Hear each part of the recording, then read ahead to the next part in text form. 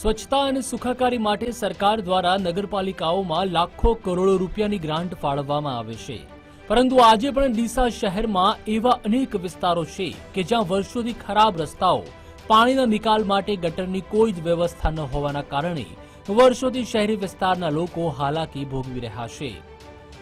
હું નગરપાલિકાને એટલું નિવેદન કરું છું કે મારી આ સોસાયટીમાં નથી ગટર કે નથી રોડની સુવિધા। અમે લોકોને કેટલી વાર કીધું, નગરપાલિકામાં કેટલી વાર અરજીઓ કરી છે, અમારી કોઈ વાપરી નથી આગળ। આજે પણ મારી એક જ ડિમાન્ડ છે કે મારી આ વસ્તી બહુ હેરાન થાય છે, બરાબર। બાજુની સોસાયટીમાં વેદાંતમાં જ્યારે અમે પાણી આપ્યું ત્યારે 2-3 વર્ષ પહેલાં અમને આખી નગરપાલિકાએ એવું કીધું કે બેન આનું પાણી તમે જવા દો, તમને ગટર લાઈન અમે આપીશું।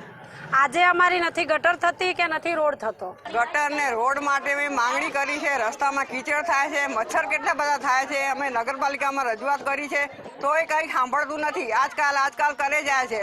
નગરપાલિકા હવે નહીં સાંભળે તો અમે ત્યાં જઈને બેસી જઈશું બસ। નગરપાલિકામાં અમે હાથ જોડીને કહેશે કે અમારે રોડ અને ગટર લાઈન જોવાય અને અમારે કોઈ અમારે પગમ હેડી નહીં કહેતા તો કોઈ રિક્ષા આવવા હોય મંજૂર નથી કે અમે 200 રૂપિયા ભાડું લે છે તો અમારે રિક્ષા છે, છોકરો વહેલા મળે, કોઈ ડિલિવરીનો કેસ છે, અમારે રોડ ઉધી ચમચમ પકાવવાનું કોઈ હેડો તમે।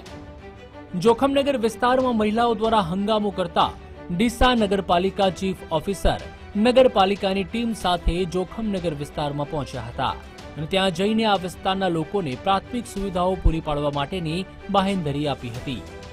આ જોખમનગર અને વેદાંત સોસાયટી એ બંને વચ્ચે અમુક કારણોસર પાણી સપ્લાય અને ભૂગર્ભ ગટરના પ્રશ્નો ઊભા થયેલા હતા અને તે બાબતે આજે રૂબરૂ સ્થળ તપાસ કરેલી હતી।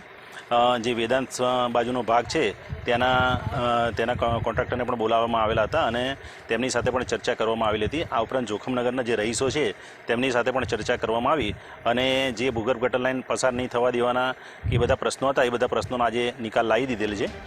જોખમનગરમાં ખરાબ રસ્તા અને પાણીના નિકાલ માટે ગટરની કોઈ જ વ્યવસ્થા ન હોવાના કારણે સ્થાનિકો વારંવાર નાના મોટા અકસ્માતોનો પણ ભોગ બને છે। અહીંથી મહિલાઓની ડિલિવરી તેમજ બાળકોને શાળાએ જવા માટે પણ ખરાબ રસ્તાના લીધે ભારે મુશ્કેલીનો સામનો કરવો પડે છે। ત્યારે આ તમામ સમસ્યાઓનો તુરંત હલ આવે તેવી સ્થાનિકો માંગ કરી રહ્યા છે।